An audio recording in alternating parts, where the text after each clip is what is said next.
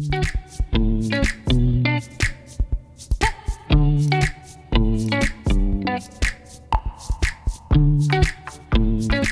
suis arrivée tardivement à la marionnette et la première fois que j'ai vu un spectacle, c'est à Madagascar, complètement en brousse. C'est un spectacle de sensibilisation au lavage des mains avec du savon puis à la consommation d'eau potable. En fait, en regardant le spectacle, j'ai vu l'impact sur le public, comment les petits, mais les grands aussi, là, ils réagissaient au spectacle, comment ça marchait. Puis en voyant ce spectacle-là, j'ai émis le souhait à l'univers que je voulais faire ça dans ma vie. Puis je vous dirais que 6 ans plus tard, ben j'y suis.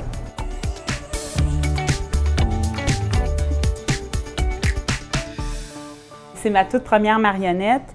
Grimin est arrivé parce que je revenais de voyage, parce que j'étais en plein choc de retour.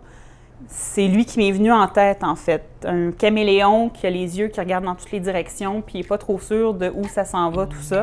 Il vient d'ailleurs. Il est arrivé ici, il ne l'a pas demandé. Et donc, c'est une situation qui pourrait être proche d'un demandeur d'asile, par exemple. Puis, il ne comprend pas, il ne parle pas français, il ne parle pas anglais dans le spectacle quand on commence. Fait qu'il est juste complètement perdu, puis ça se passe pas très bien à la douane parce qu'il les a pas, ses papiers.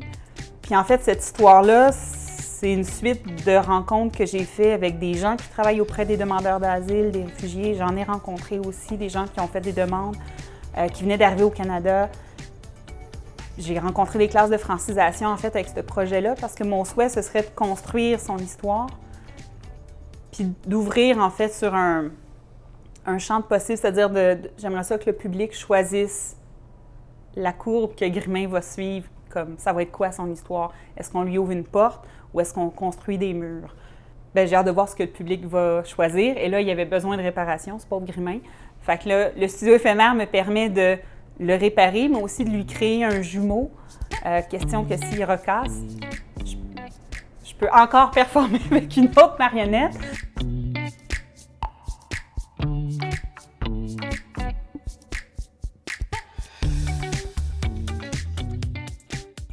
Le studio éphémère, c'est un lieu de plein de rencontres surprenantes, des choses que tu n'attendrais pas forcément.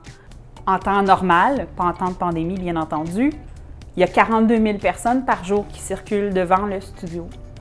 Il y a des gens qui ont le temps de s'arrêter, il y en a qui courent pour leurs autobus. Puis il y a plein de gens qui font juste passer, qui cognent dans la vitrine puis qui me font des thumbs up en passant. Puis là, tu sais, il y a de tout. Je me sens choyée, en fait, puis c'est vraiment encourageant dans le sens que mon but, c'est de toucher les gens par les marionnettes, puis je pense que ça s'adresse même aux adultes. Puis quand même les adultes, mes marionnettes ne sont pas en jeu actuellement, ils sont dans la vitrine, puis ils attendent de prendre vie. Mais quand les gens s'arrêtent, rentrent et te disent « Waouh, c'est vraiment beau ce que tu fais », ben c'est encourageant. Ça fait vraiment plaisir à entendre.